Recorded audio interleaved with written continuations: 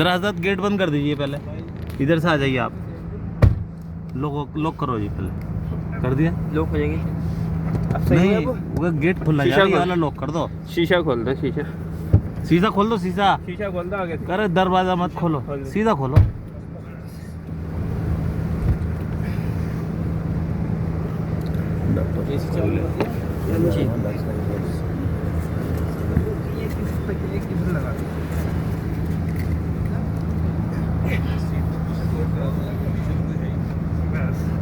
Fold नहीं हो जाएगी सीट ये?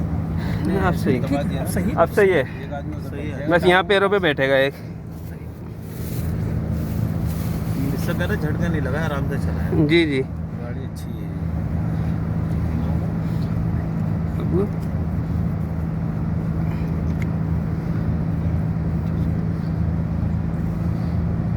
सर ठीक है हजरत।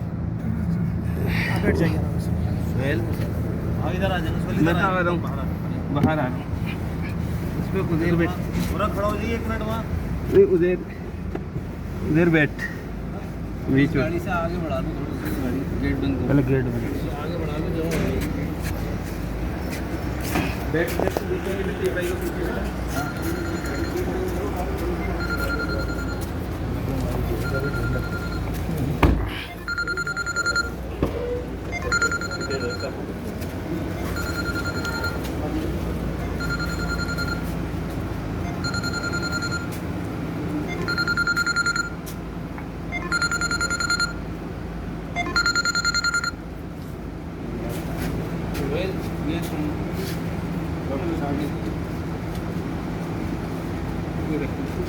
ठीक भाई बैठिए आप।